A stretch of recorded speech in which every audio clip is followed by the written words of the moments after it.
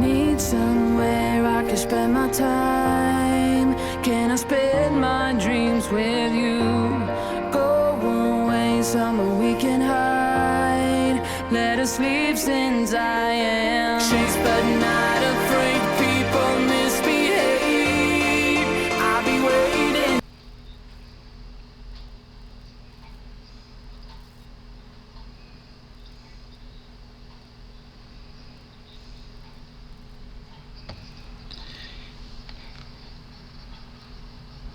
Hey guys, how are you guys doing today? I wanted to get into a couple quick videos by Chaos Sector, and always I want to give Chaos Sector and all the other content creators a shout out, and you guys can go give that channel a like. It's very interesting what Chaos Sector is getting into in this one. As always, like, share, and subscribe to my channel. And let's get into it, guys.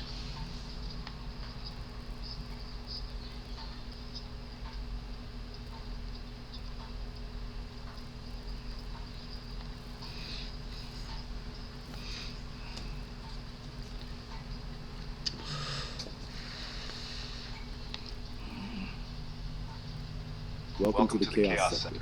WSU Kim claims that we're 75% wrong in our investigative work. So the question I pose to you, ma'am, is what are we 25% right about? Tread carefully, because there aren't many options, you know. Although some of my colleagues believe you framed Koberger, I give you the benefit of the doubt. About, let's see, 25% worth of doubt. Okay, let's move on. Here's the thing. First off, we apologize to those who were not being condescending or trolling in those posts. But the initial post caused that interpretation of trolling with the following post. We were already on edge due to the overall situation. We've been in this position before, so our tolerance is very short. We appreciate one of those posters clarifying a comment, and we sincerely apologize to any and everyone who was simply being sarcastic to the original poster. Now we have to address this emailing individual. You claim the private driver is a 59-year-old man named Eric Gower from Pullman, Washington. We searched for this Eric Gower on several websites, and there's a possibility that there is one. But to verify your claim, where is not only the proof that a 59-year-old Eric Gower resides in Pullman, Washington, but also proof that they were the private driver? See, this is the problem, and how individuals like the clown go off into dark alleyways, not sure where to go, posting a wall of text in our comment section, claiming it's vital information, but how can you confirm it? Just claiming isn't confirmation. Hearing it from others who heard it from others who also heard it from others is not confirmation. That's speculation, and that is too subjective to grab a hold to. Once again, like mentioned, we have our own speculation. Dumping more speculation into our analysis only dilutes our core theory. Has anyone confirmed any of the info that we've shared on other true crime investigators' channels? Have they claimed that some 59-year-old Eric Gower from Pullman, Washington was the private driver? The last time we checked, the only Eric Gower that was alleged to be the private driver was from Moscow, Idaho, and his hometown is Canyon, Idaho. And this is a very important element of the case, right? That private driver drove those girls home quite often, remember? A 59-year-old driving drunk college students around on weekends. Might need to take no dose pills to stay awake, I gather. And maybe other pills if you catch my drift. Just kidding. What about all of that cluttered text? Has any of it been confirmed? If not, maybe that's not the way to go. You know why?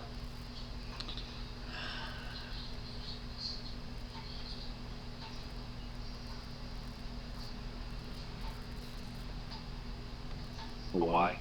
Because that's not how you share vital information. You present it yourself in a video or a community post. Have you done that? Content creators will immediately ask, where is that information coming from? Who is the source of that information, and how did they obtain it? And you're presenting it on top of that. So you not only have to provide how you obtained it, but how they obtained it. If you can do that, then you can give it a respectful analysis. But you can't just blurt out claims without any source to back it up, and expect others to regurgitate those claims. We took a glance at some of it, and it appears to be nothing but rumors, despite specific names being mentioned.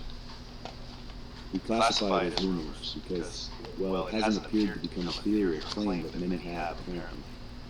We do acknowledge threads that claim this or that, but since we're investigating and not just commentating, a lot of that is kept at a minimum.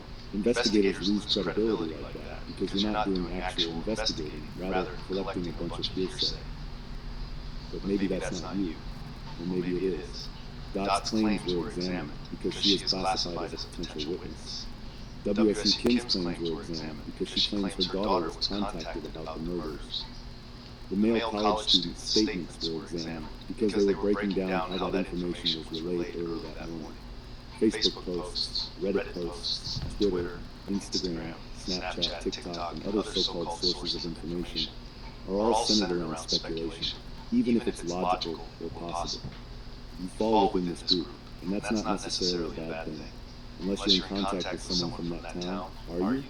Otherwise, you're collecting info from the grapevine. Alright, that's all cleared up, but to the emailer, prove that there is a 59-year-old Eric Gower who was the product driver. Until then, we'll just let it be. Apologies if you felt offended, but then again, nobody offended you specifically. It was about the element of emailing. Anyway, let's move on. Now let's examine something that can be actually backed by evidence, visual evidence. The grub truck footage. We came to the conclusion that Chunky and Susie had exchanged drugs in a previous episode. Others disagree, and we understand. But the key factor to determining the truth is the element of drug trafficking, overdoses, and several individuals involved in this case who supplied drugs for that town. Bonnie and Clyde, of course. Mind you, Moscow is a small town, my friends, so whoever is supplying the drugs for that town, they are considered big-time pushers. That's probably how Bonnie and Clyde felt about themselves in relation to Moscow. But let's get back into it. Okay, after Chunky and Susie make their exchange, Susie hugs Kaylee and walks over to another group to the far right side. When she arrived there, she told someone something, but it clearly was secretive. And from the looks of it, it was about her previous interaction, either it be with Chunky or Kaylee. Let's examine. Wait, I'm sorry, but I think I spotted more drug activity. And unfortunately, it looks like it involved Kaylee. As Susie talks to Kaylee, it appears she handed her what will more than likely be some pills. Kaylee then looks at Chunky. I guess he's the middleman in town. So Kaylee looked to him for confirmation. We need to examine this closely, because once again, this may be more evidence to support the theory behind the motive. Let's look at that segment zoomed in. Examining Kaylee's hand, we see she has her ticket for the food in her left hand and her phone in her right. But her fingers on her left hand are extended out, like cradling something in the palm of her hand while holding the food ticket. I'm convinced that something is in fact pills. Not sure which kind, but we all know fentanyl has been the drug of choice for a lot of those college students, which has resulted in many overdoses. Once again, her index finger is clearly visible as she grips the food ticket with that index finger and her thumb while cradling the pills in the palm of her hand. Yes, there is no other physical reason that index finger would be sticking out like that if she was merely just holding the food ticket. And she is looking down into her palm, not her phone. Kaylee has just been given drugs, and it appears they have been given to her to try out. She looks to Chunky, as if to say, are these safe to take, or will they get me high? Now Kaylee did look at her phone right before that, but we see her phone right after, clearly not being held by both hands, and the left hand's index finger is extended out, gripping the ticket with thumb and cradling the pills in her palm. Let's replay the entire sequence, and then we can get back to the rest of the examination. This could be groundbreaking evidence if no one else has discovered this.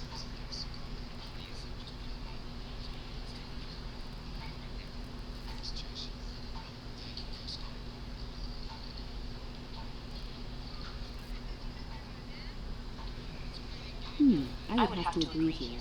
It's not 100%, but from the physical position of her hand and fingers, and looking down, I have to come to the conclusion she was looking down into her palm with pills in it.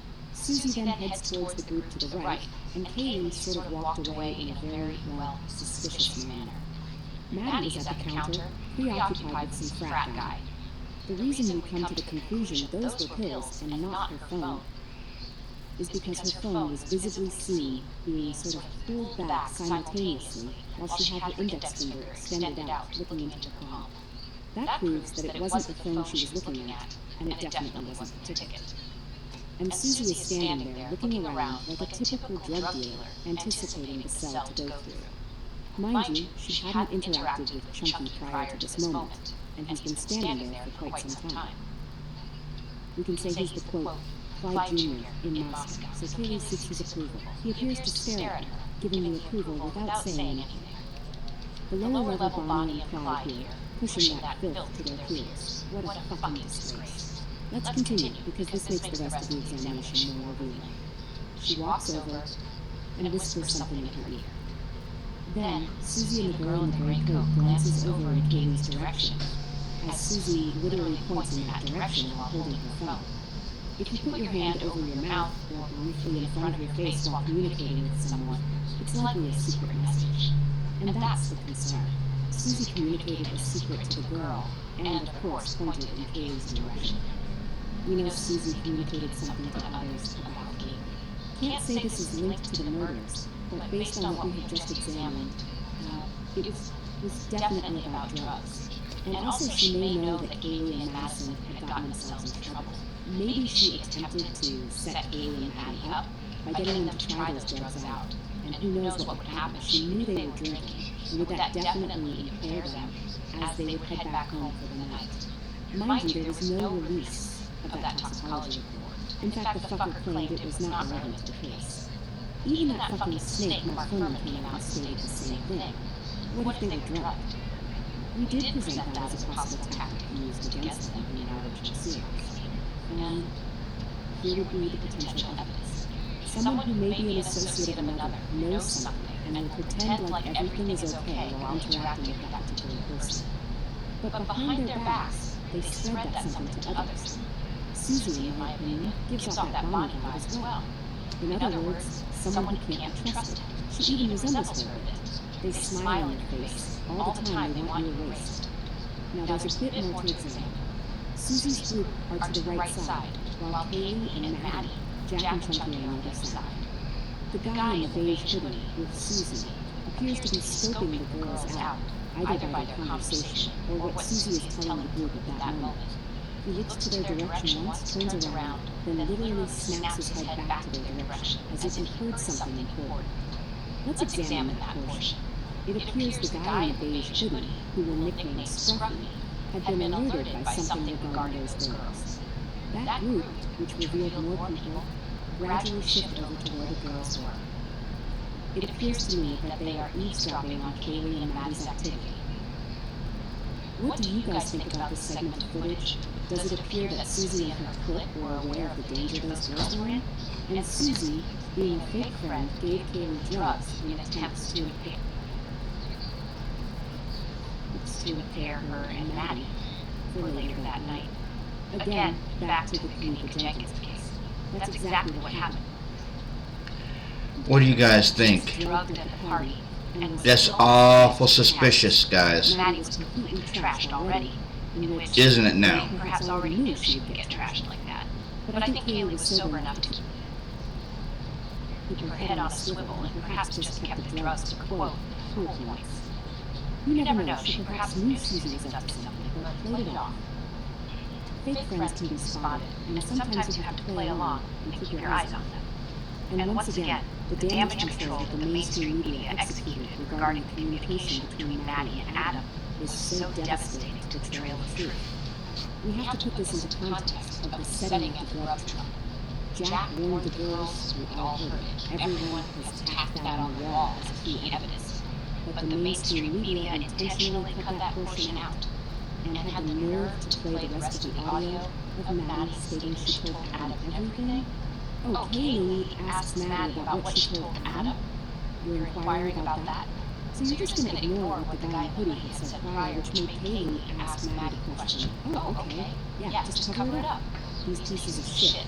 They've done just as much damage in covering up those murders as the authorities. And here's another major problem regarding that video clip. Steve states that the girls were just having fun out on the town, and were just having a conversation walking down the street. but we all know that he knew that Showalter had warned the girls in that same court who refused her. That would have led to a trail, and in our analysis, a trail to sustenance. So, well, not to ravage up this episode, but Steve also executed damage control. And that's the thing.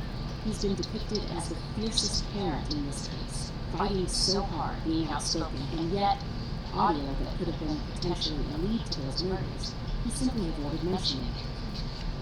Based on that depiction, it prevented the public from connecting the dots. Yep, the dots. Obviously, that's not her name nor a nickname, but a name she chose, subliminally letting everyone know you can connect the dots if you pay attention. Anywho, let's examine another important segment of that footage. Sure, there's other segments many may suggest to focus on, but let's focus on the departure again. We were supposed to dig deeper into this in the original series, but hey, later is not never right. Kaylee and Maddie head out. It appears they ditched Jack in a way. They didn't say anything to him, they just left. Now, it could be that they assumed he would follow, but Jack appears confused, as to say, "Where are you guys going?" They head to the left side. Jack appears to not know what to do initially, as he looks around. Then, he heads to the right side. Now, from this location, let's look at where everyone would have gone, because it is reported that Kaylee and Maddie had been picked up by a private driver. They said they picked the girls up from a grub truck. But, since we see the girls are leaving, heading west from the camera angle, we see that they have left the grub truck completely. And this is where we examine their next possible physical location. Now, this is where the grub truck was located, on or in Friendship Square. Now, there is a bus stop that runs through Main Street. Now, this bus runs until 3 a.m., keep this in mind, and it's a free service to all Moscow residents, another key point. Jack, on the other hand, may have driven the girls to the bar, and they all walked to the grub truck from the bar. There is public parking right near the grub truck, and even Friendship Square parking. So this may be why he headed east, which would be in the direction of those parking lots. Could it be that Kaylee and Maddie had departed by public transportation on Friendship Square? The direction they headed is right where the bus stop is, right? And more than likely, that bus runs quite often throughout that area, so it wouldn't be a long way. The question, though, is where does this bus actually go throughout Moscow? Let's find out. Well, it looks like that bus does in fact travel near that area. There is a transit center off Sweet Avenue. Simply get off at the transit center, and there's about a 10 to 15 minute walk from Sweet Avenue to Taylor, which they're basically at home at that point. Now, one of our logical theories, based on Maddie's coat being found on that fire hydrant, was that the girls were running away from danger at that point. Some assumed Maddie just threw the coat off, as it was some guy's coat, and she threw it on the fire hydrant. I'm not convinced that was the case. I think they were in danger at that point. It's starting to make a lot of sense to me. That coat was hanging off of Maddie the entire night, as it was too big for her. I can see her running, and the coat was flailing around, hanging off of her, and she yanked it off while running. It more than likely was on the ground near the fire hydrant. Then at some point somebody just placed it. The reason the theory about the girls catching the bus seems more logical now is because, for one, it's a free service. Second, the bus stop is right there near the grub truck. Third, it runs late until around 3 a.m. Fourth, its route takes the girls near their home.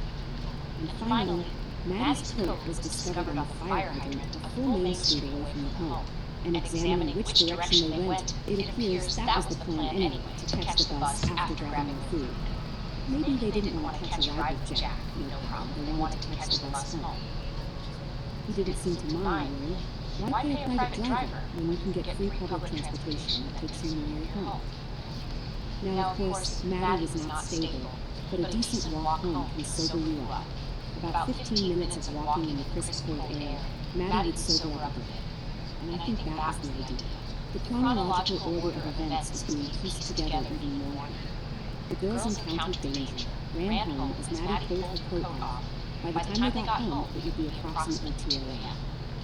Spoke to other housemates about the incident and called Jack around 2:30 a.m. up until 3 a.m.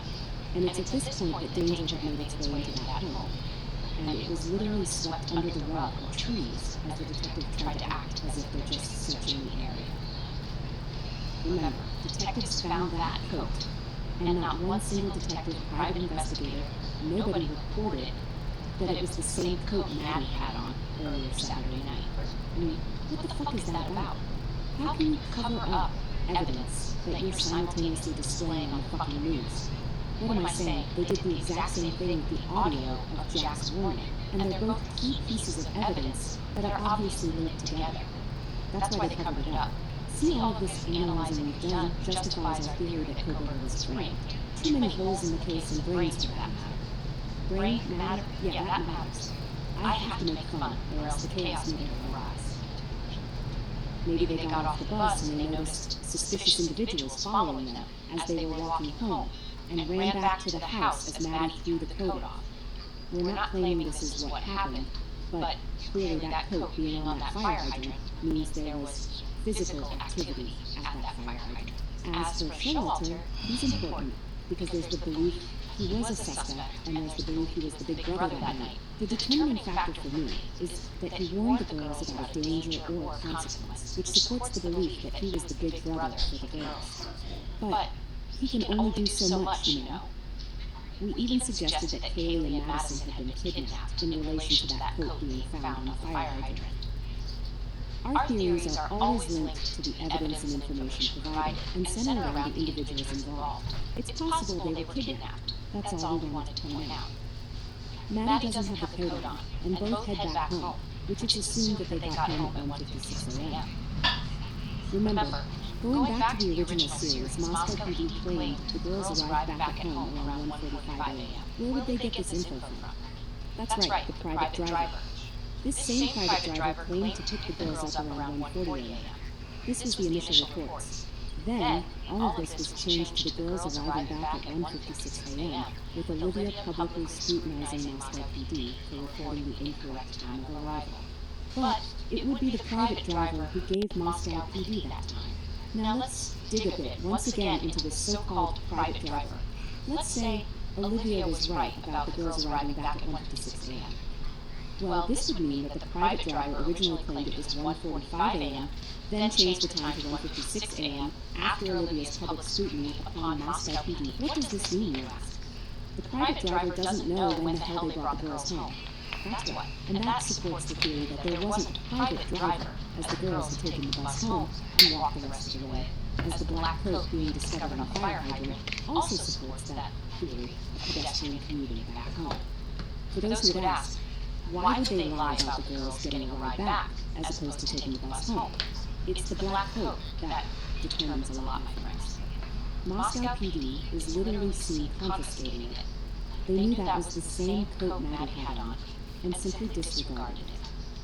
If that coat was there, then it questions if they were driven back home. And if they walked home, nobody would know what was going on during that time frame, as the private driver's accounts do not apply. If they had done their fucking job and reported the way they should in collecting that evidence, we would be able to put pieces together based on that coat being found at that location. DNA would be collected, perhaps DNA around that area, you know. So to prevent that trail of evidence from accumulating, the private driver was the source of their commute back home. Now this bus theory is logical, and we're not saying they didn't get a ride back.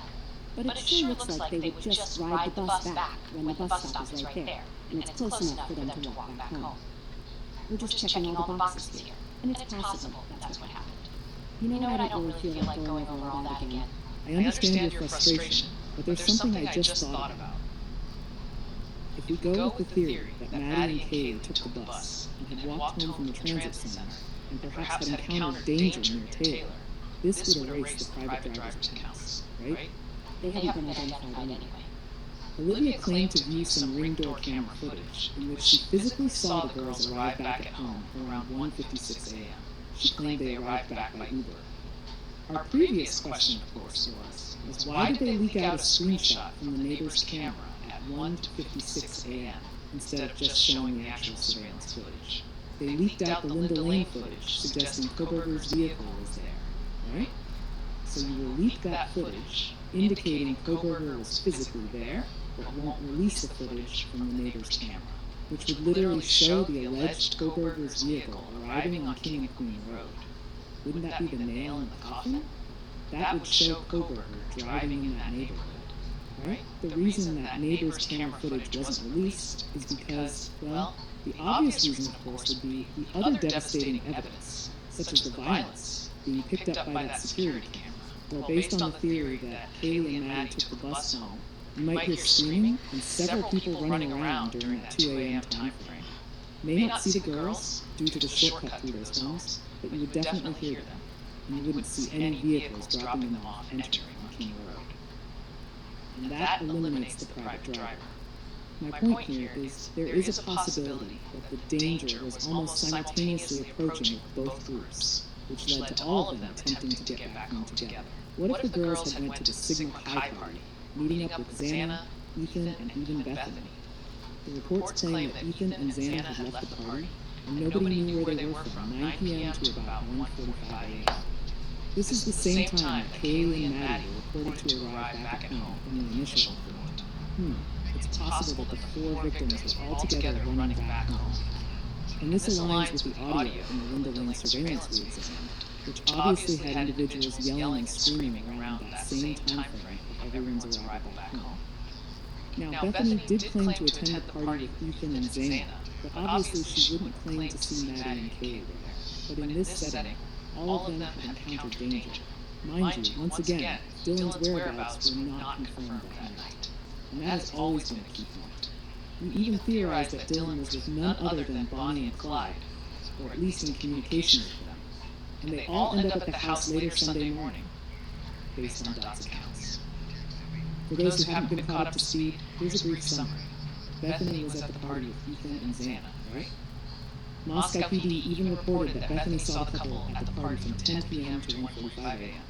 Yet there are conflicting reports, because there is another report that claims Bethany and Dylan arrived back home together, which was around 1 a.m.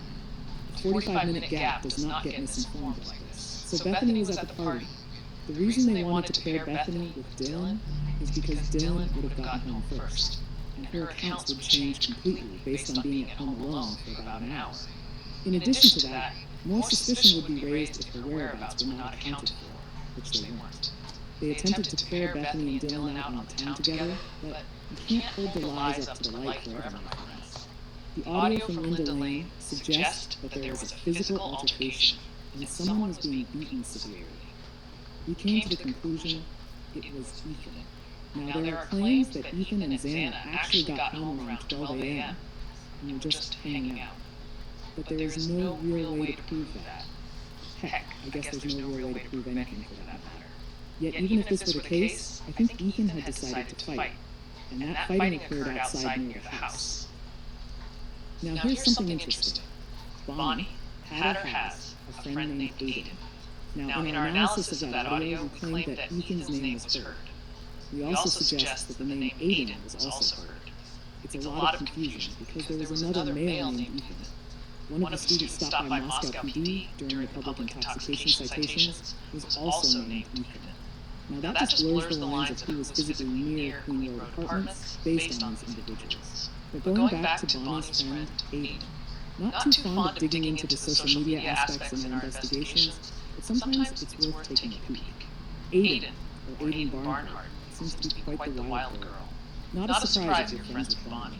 Here's a photo of her, and we assume her guy, posing with green mask on and holding cash. Kinda makes you wonder about Dylan and her boyfriend wearing those masks as well. Okay? Now what people need to understand with this type of messaging is this depicts criminal activity. This is not a pair who genuinely work hard for the money. Rather, manipulate, scheme, and scam their way to obtaining that type of money. Perhaps drug trafficking as well. And guess who they are depicted as by someone who left a post? That's right, Bonnie and Clyde. Go figure. Now Aiden's hometown is Moscow, but she doesn't reside there anymore. But if we focus on the element of drug trafficking, a lot of these peddlers merely travel across the country, staying in hotels, or even set up operations through an apartment. You have to keep in mind, they do generate a lot of money. $25 can skyrocket to $1,000 before you blink an eye.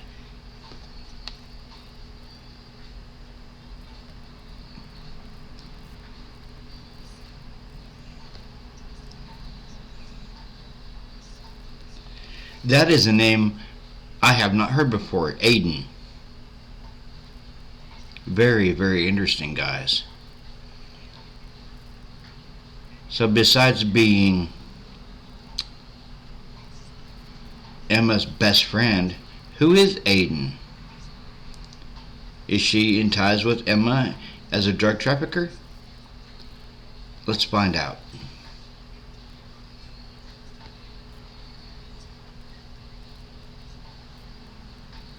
And at the end of the week, they've generated perhaps $10,000. As the old folks would say, if you don't have a pay stub you can show me for that new car you purchased, then don't come around here anymore. And unfortunately, we have to address the parents in Moscow in general. A lot of those parents just can't resist the financial help their drug-peddling children bring to the table. If your child throws $25,000 on the table and says, go take a vacation, the parents start to give in, as they know it's wrong, but bills are always staring them in the face.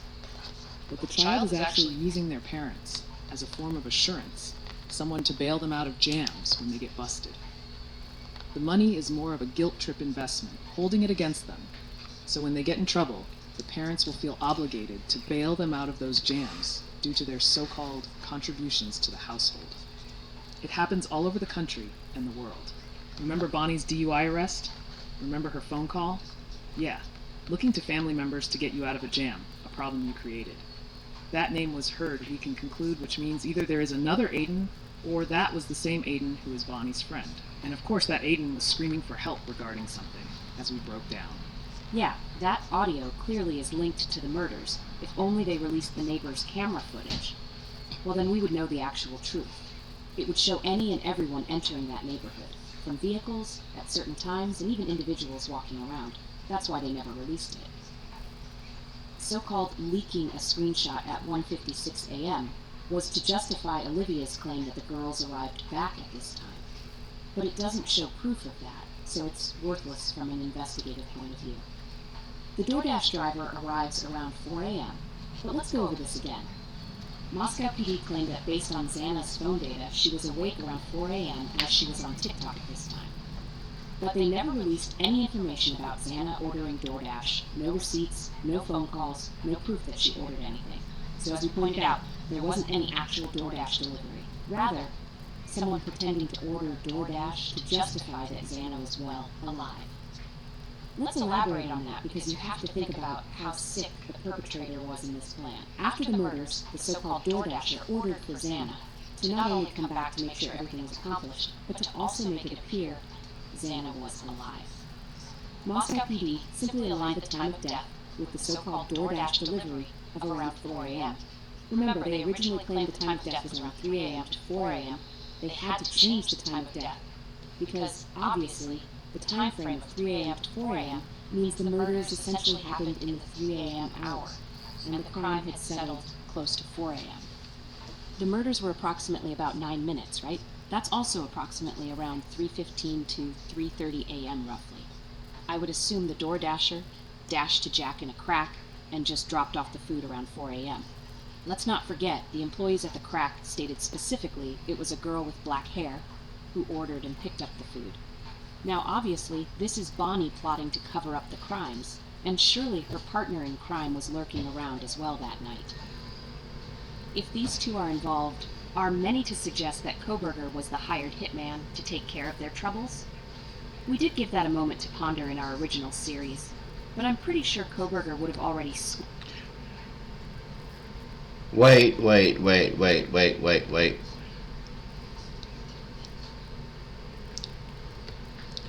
Did you guys just hear that? Somebody picked up the Jack in the Box from the store. There was no DoorDash delivery that night for Jack in the Box. Somebody, matching Emma's description, picked up the bag from the store. Oh my God.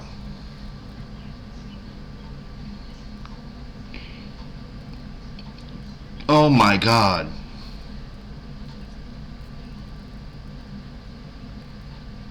The whole DoorDash bullshit that they've been telling us the last 14 months is a lie. There was no DoorDash delivery to the house. That Jack-in-the-Box bag was a plant.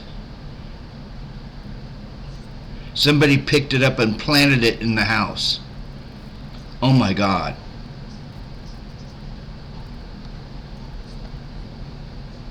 Real, even as soon as he was arrested. I think Koberger was being spied on and tracked by these two, as they frequented WSU campus as well. Again, both universities are involved here. We don't know who could be involved from both sides, but we do know both sides are involved in drug trafficking and have a common link with Bonnie and Clyde. That's the setup. There was no order from Xana, and if there isn't an order from Xana, then the DoorDash delivery is a part of the plot, simple as that. Did the mainstream media cover that? Did they question who delivered that food when the audio proves that it was someone who ordered and delivered it? Oh no, we're just going to present another segment of damage control. It's like an impersonation. We're picking up on a lot of this involving this case. Basically impersonating Xana as ordering food. A fucker impersonating a DoorDash driver when she's a drug dealer. And even a so-called true crime investigator who has a criminal background of impersonating others, who just so happens to be covering this case, physically covering the case. He definitely can impersonate a private driver.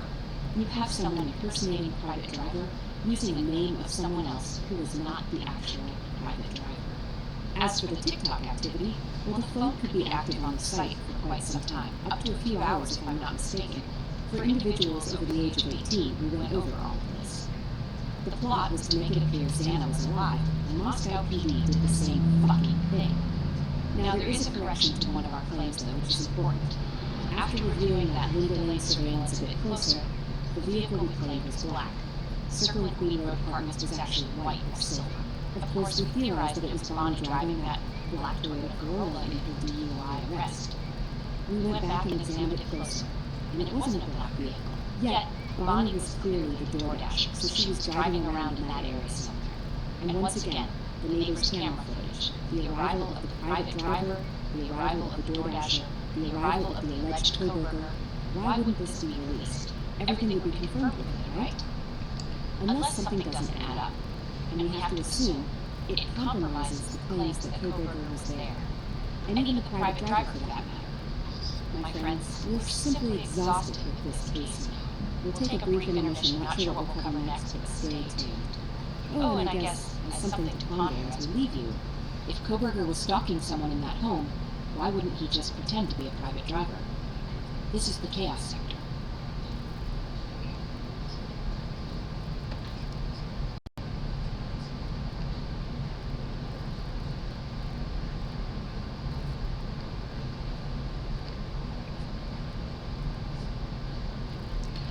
That was a bombshell, guys. Oh my God. Emma was the DoorDash driver. Emma went, or they're calling her Bonnie. She walked into the Jack-in-the-Box, picked up the food, and then delivered the food as an alibi or possible timeline to the supposed murder. Oh my God. I just got freaking chills.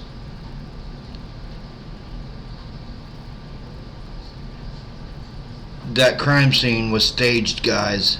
Oh my God. It was staged. Let's see what else Chaos Sector has to say.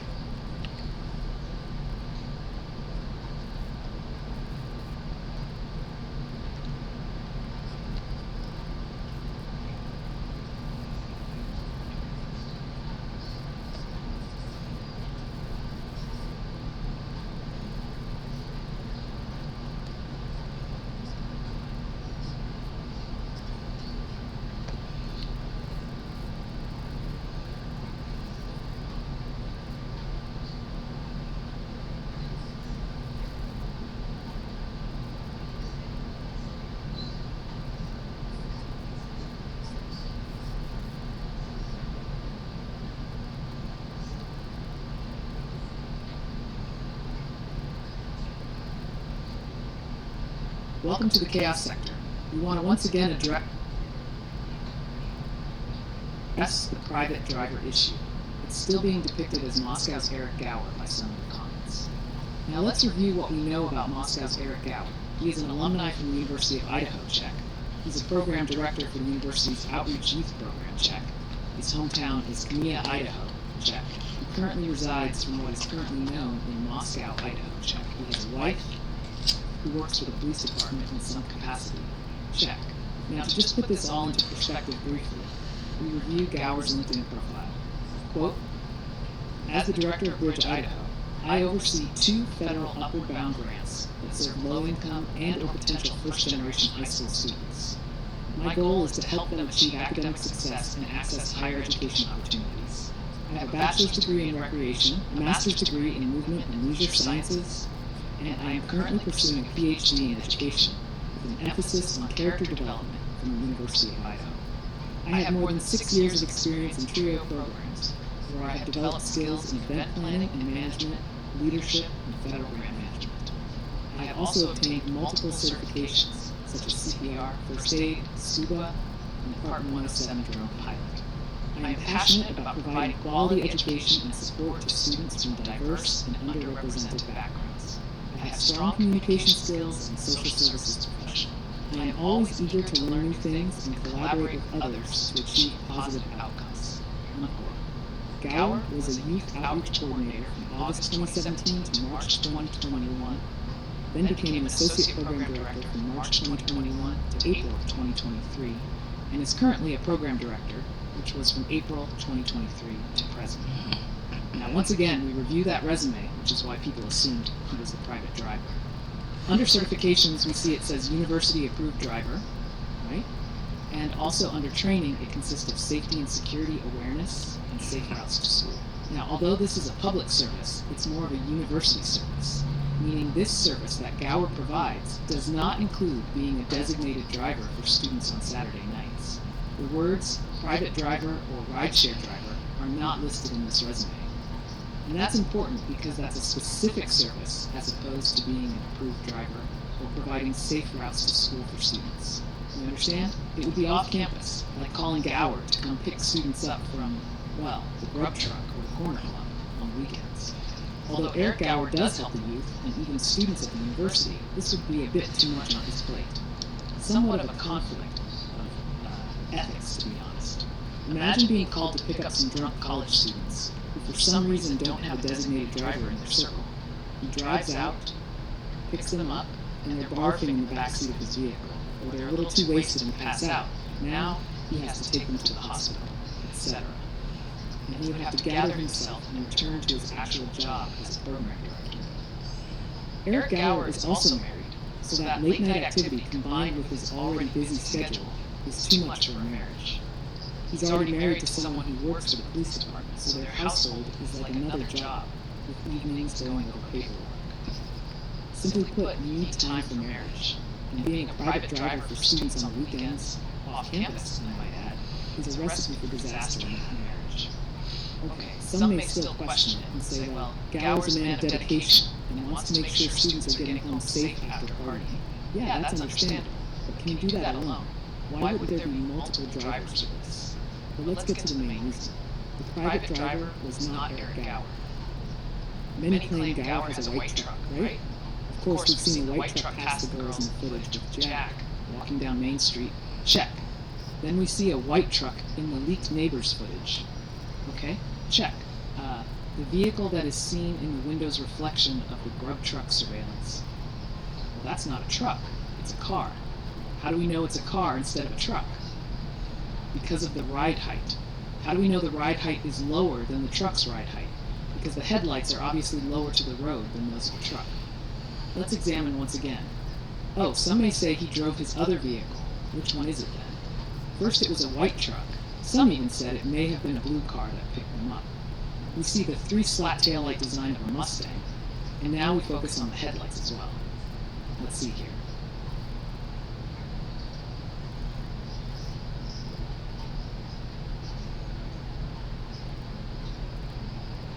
If you look at the vehicle's headlights upon pulling up, we can clearly see that the bumper or the body frame of the vehicle is lower to the ground than that of a truck. The truck would obviously be higher, and the headlights would be higher. Despite the distortion of the window's reflection, the physical position of the vehicle is lower to the road than a truck. And also, the design or shape of the headlights is of a car, not a truck. A car hood is sloped upwards, all the way to the dash window, and the front of the car, including the grille, the bumper, and the headlights, are usually a bit sloped in this same angle. Trucks, on the other hand, have a straighter hood design all the way to the dash window. We see that the headlights are longer along the side portion of the design, as it slopes upwards, aligned with the sloping design of the front of a car's body type. Most truck headlights are more rectangular, and also along the side portion, due to the box shape of the truck's body frame. Now let's examine the side view of a Ford Mustang to see if those headlights match. Now the vehicle in question, the red Mustang, appears to be a fourth generation, ranging from 1999 to 2004.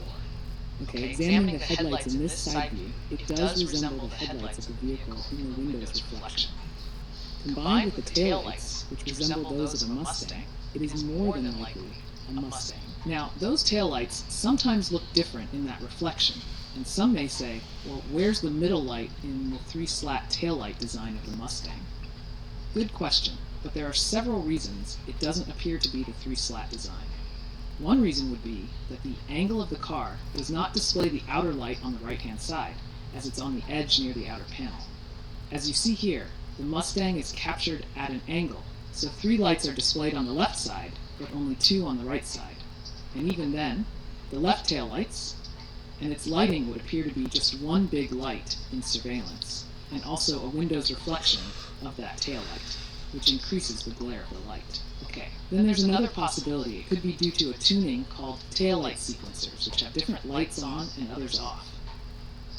We did a bit of research on this because we did wonder about that despite claiming it was a Mustang. So with this tuning, the taillights have flashing sequences that you can cycle through. One that I noticed, especially for the 3-slat taillight design of the Mustang, we checked of course, is that 2 of the slats would be on while the 1 slat wasn't. And this sequence can display only 2 slats during turning or accelerating. I'm sure it could also display that sequence in the parked gear. So this would explain why it doesn't appear to be the 3-slat design of the Mustang's taillights. Could be wrong, could be a totally different vehicle. But those taillights surely look like those of a Mustang. And let me add, this tuning, along with the black rims that were on that abandoned red Mustang, shows that there was tuning done to the vehicle. I mean, it's a Mustang, V6 or V8 convertible, it doesn't matter. Mustangs are American muscle, and most guys will eventually tune them, even if it's cosmetic work. With that black front bumper, either they crashed prior, or they were planning on replacing the original one with a custom Mustang front bumper. Mustangs are built to race, so it's not shocking that there were tunes done to the vehicle, including altering the taillights. But someone left a comment and claimed it was a white Dodge Ram 2500, which apparently is what Eric Gower drives. Now I think they're missing the main point here. Even if Eric Gower did drive a white Dodge Ram 2500, and that would be the same vehicle spotted in those videos, well, for one, it clearly isn't a truck in the grub truck footage, and for two, that truck's ride height is even higher, as it appears to be set on off-road tires. Also, who was interviewed claiming to be the private driver from Pullman, Washington? Did Eric Gower pretend to be from Pullman to prevent people from knowing he was the private driver from Moscow, Idaho? Then why even allow your name to be revealed in the PCA? After all, Moscow PD concealed the DoorDash driver's identity, right? You see, that doesn't make sense. But, for what it's worth, we'll just examine all of that footage for clarification. They also state that this is the same white truck seen in the surveillance of the girls and Jack walking down Main Street. Let's examine that footage to see if it's a Dodge Ram 2500. To be honest, can't really tell what type of truck that is. Based on the taillights, they do resemble those of a Dodge Ram. So yeah, perhaps that's a Dodge Ram, but that doesn't prove it's Eric Gower's Dodge Ram, because, well, we haven't established that Eric Gower even drives that truck. Please provide a source of the claim he drives a Dodge Ram, because that information would have to come from someone in Moscow, such as a student or someone who knows him. That's all we asked. If you claim something as a fact, just provide the evidence and we'll accept it. As for the white truck from the neighbor's camera footage, can't tell what make that is, but it does have an extended bed, it appears. Maybe it's the view, but to me, that doesn't look like the same white truck in the Main Street surveillance. And there is another white truck parked, which would be the next door neighbor's driveway. And let's touch on that briefly. With all those vehicles parked at that home, we know they heard most of that violence, and some may have saw something as well. They were neighbors, yet nobody has come out, to our knowledge, claiming to hear or see anything. They haven't been interviewed by the mainstream media. Absolutely nothing. In fact, if I'm not mistaken, some of them moved out, right? That next morning, I believe they were seen packing and moving out of that home. Oh, why are you leaving? Oh, because of the tragedy that happened next door. Or was it because you didn't want to be interviewed about what you obviously heard or even saw that night?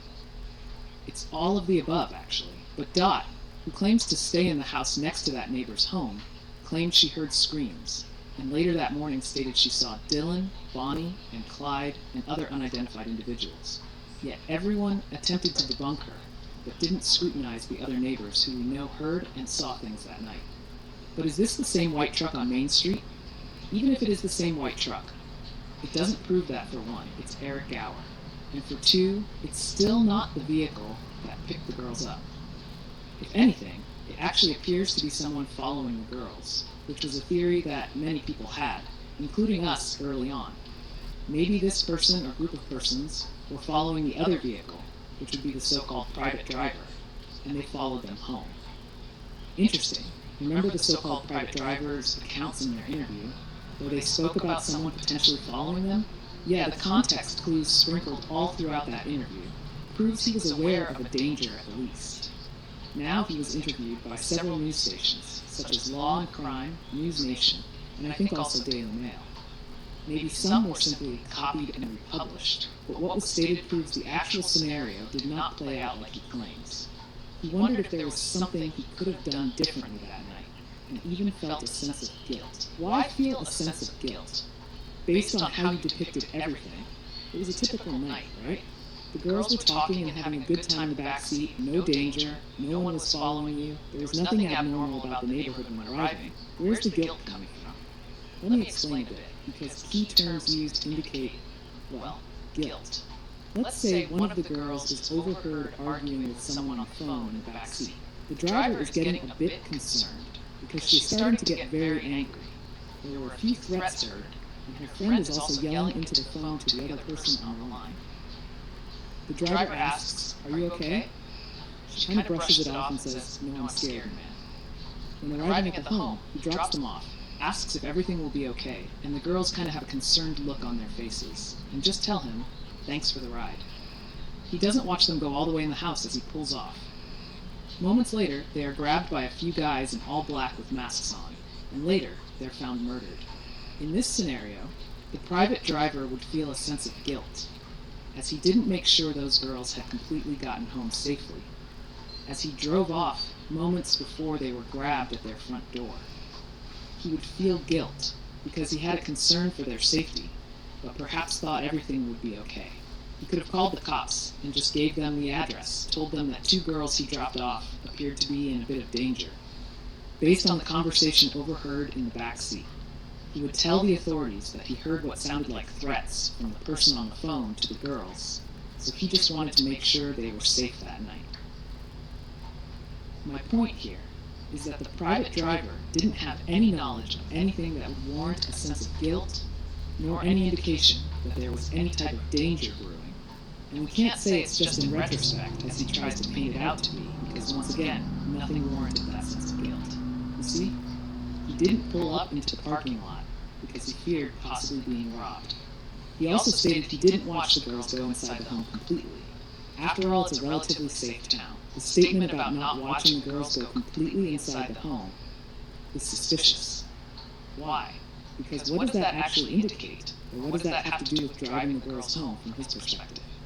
The only reason that would be mentioned is if someone or something encouraged you to watch them go completely inside the home, such as, get this, an unsafe environment. You would watch them to make sure they got inside safely. But he didn't, so he is suggesting that everything was safe and secure.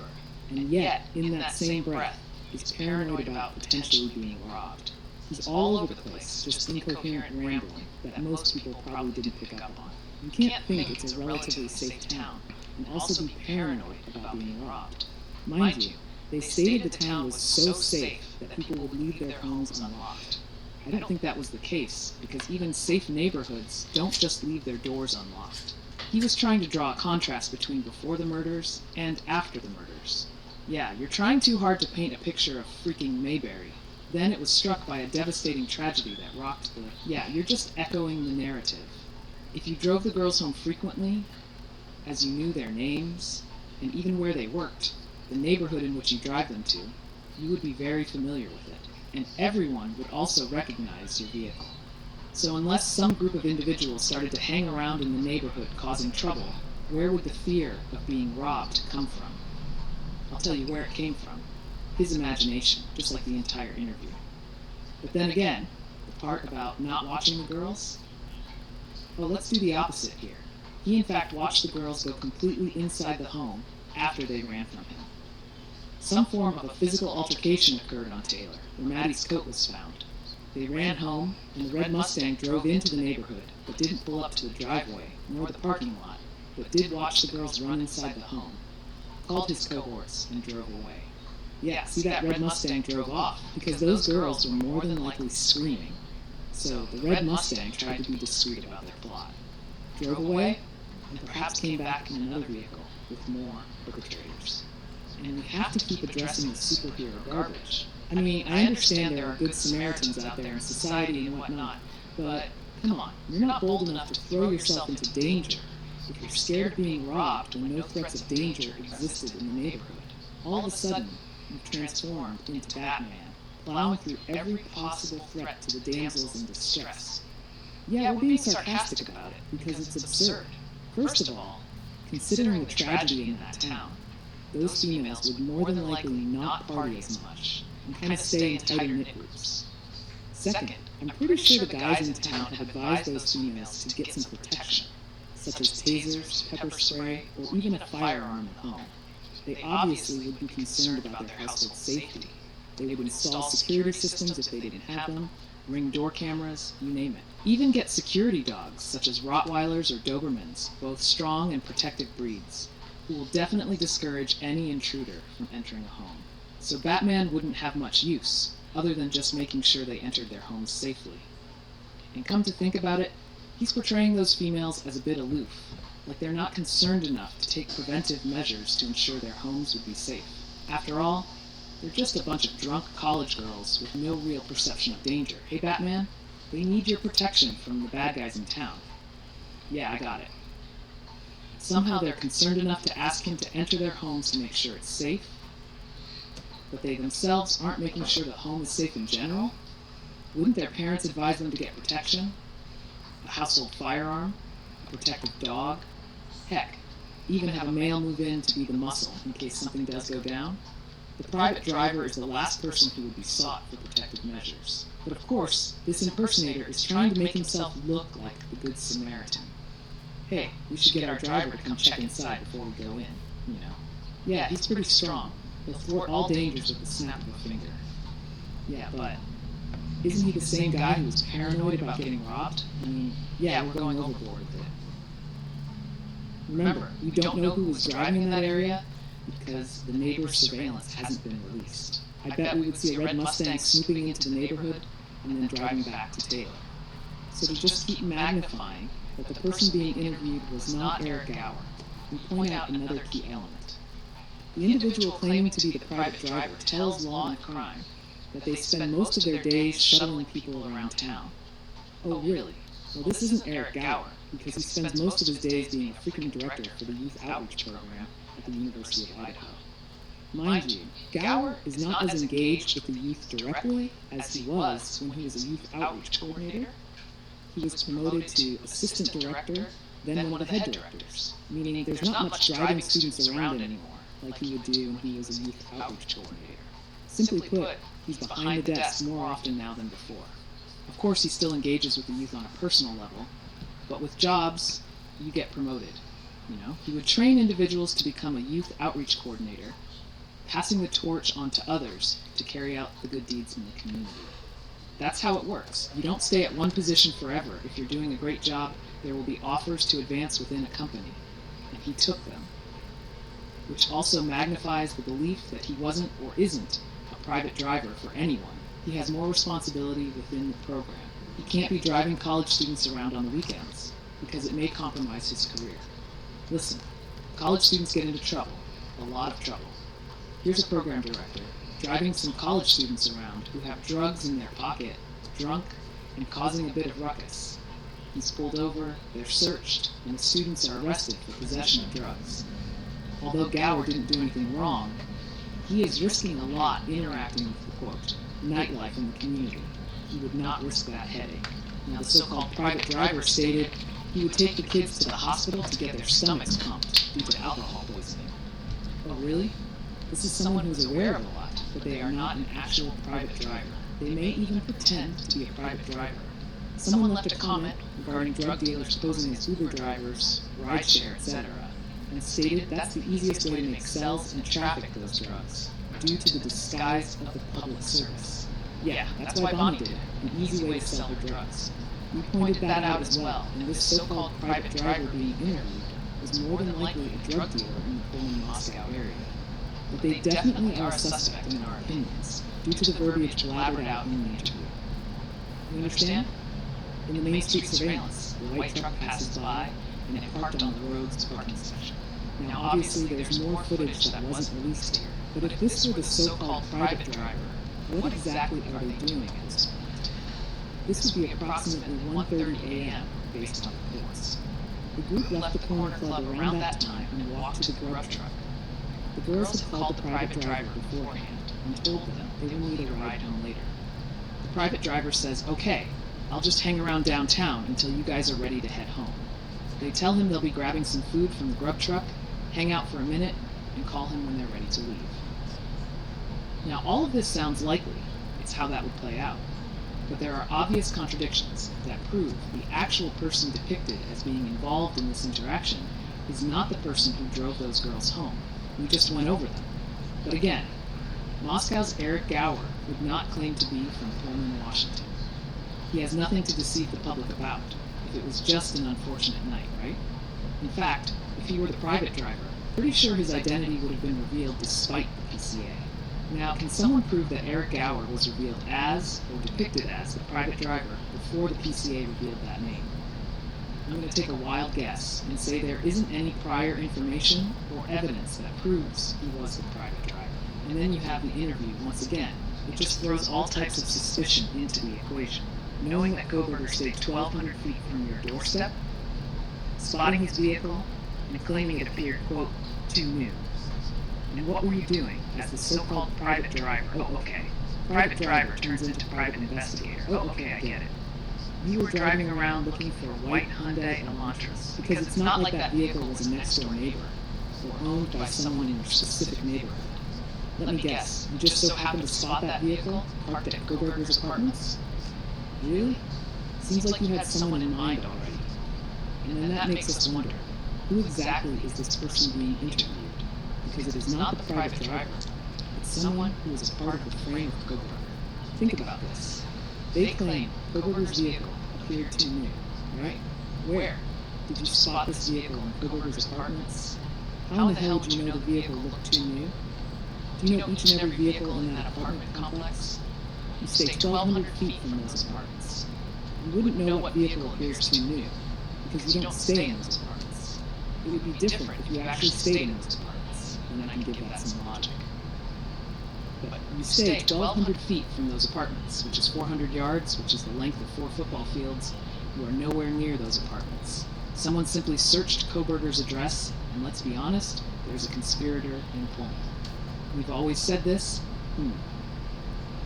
I guess that's a great task for us, finding out the location of this so-called private driver in Pullman, Washington.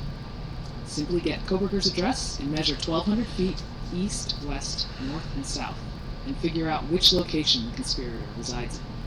Yeah, we'll find out. Unbelievable. You see, this is literal insanity. Let's see if my colleague is doing okay.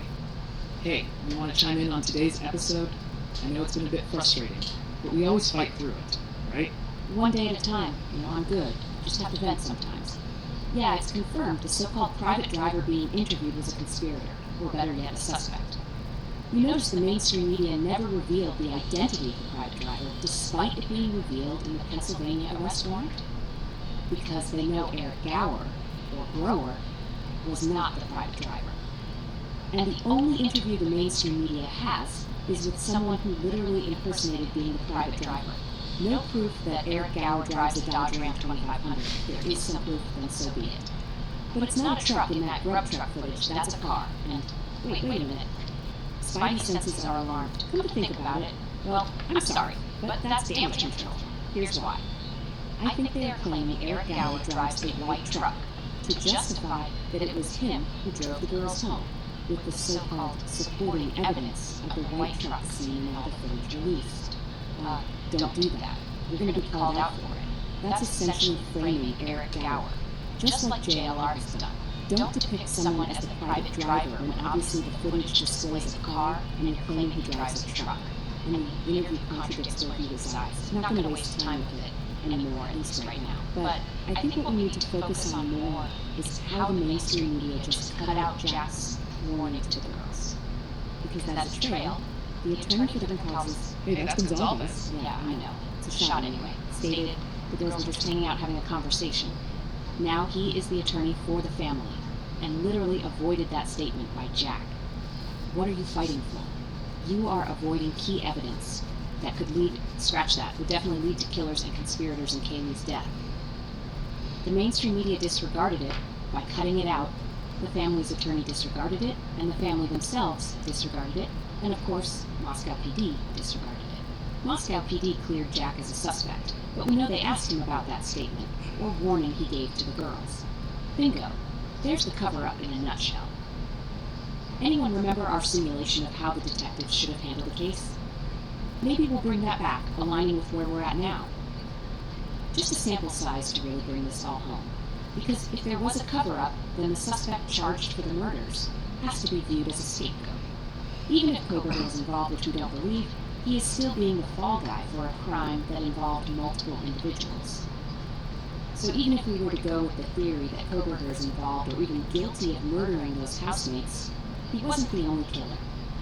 No release of any surveillance from the neighbor's camera, no release of the gas station surveillance, yet the authorities claimed that was the person of interest early on, then stated it wasn't the vehicle they were looking for. How can you claim it's not the vehicle you're looking for? Let me guess. You know based on the neighbor's camera footage, because that would definitely reveal the vehicle visually with no obstructions. If Koberger is the killer and his white Hyundai Elantra was spotted, then show the actual footage from the neighbor's camera. Heck, even the ones who leaked. How about it? Go ahead, come on, show the fucking footage for the world to see. He's already facing the death penalty. It would only confirm he was the killer, right? Would shut the chaos up pretty fast. You have the basket with some eggs in it. Why are you apprehensive in putting the rest of the goddamn eggs in the basket? Huh? He's the killer. No need to hide all the so-called evidence. Where's the surveillance from the Albertsons? They claim Koberger was spotted shopping in Albertsons later that day. Remember? Release it. What about all of that so-called digital evidence that proved Koberger was stalking those girls? Release that shit then. Stop claiming something and not proving this evidence exists. It only makes many think he's being framed. So, before I lose my temper again, I'll just leave it at that. I think we should work on dissecting the mainstream media's role again, and also return to our simulations. The trial is being pushed back for obvious reasons, so until then, we'll just keep exposing the fuckery. Yeah, doesn't seem that door will be opened. We can only circle around everything, which is fine though, because it was a cover-up. There are key pieces of evidence and information that can't be linked together. And that's what frustrates the chaos. And I'm sure others who have investigated this case. It encourages many to look to threads, who claim this or that. We will never rely on that source, because to be honest here, the cover-up is not just happening with the sources that have been exposed. It's also happening in threads who also execute damage control. In conclusion, DNA was discovered in that red Mustang. They tried to get rid of it. Maddie's coat was discovered near the fire hydrant that also had DNA on it. 3 males' DNA was discovered at the home, and then they demolished the damn thing. Seems symbolic to say, hey, let's hurry up and destroy the evidence. This is the Chaos Sector.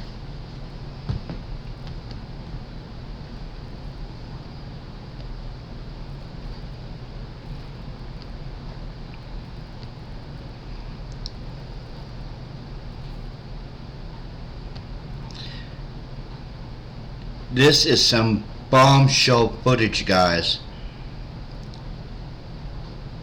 We're being lied to. Big time, we're being lied to. Like, oh my God. First, the DoorDash driver. There wasn't no DoorDash. That was a plant to get the time of the murders timeline all rolling. And I don't think Xana was actually on TikTok at 4:12 a.m. I think she was dead by 3:30 a.m. Just like Ethan and Maddie and Kaylee. Now what's up with this red Mustang? And why won't they release the footage from 1112 King Road? I mean, they released the still footage of the white truck sitting there, but no other footage has come out from that address. And they moved out the next day, right after the murders. So what's up with that, guys? Why are they suppressing evidence in this case? I'd like to know that. Why are they suppressing evidence? It makes you wonder. It makes you wonder if Brian's actually innocent. And he's their scapegoat. And who is this bogus rideshare driver that was impersonating a rideshare driver? Things that make you go,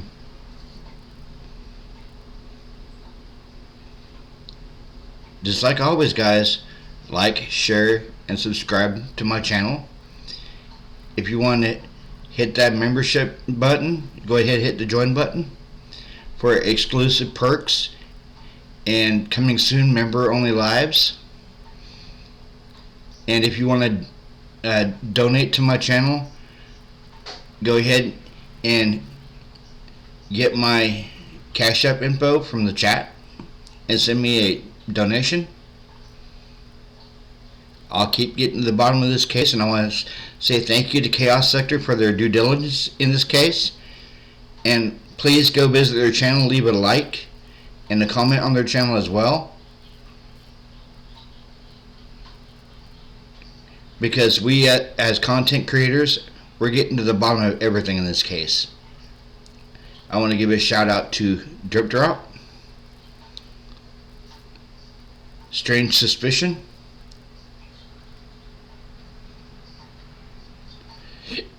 I especially want to give a shout out to J-Rod. Thanks for giving me the heads up and the warning. And please also check out Truth and Transparency as well. You guys have a good night, and I'll chat at you later.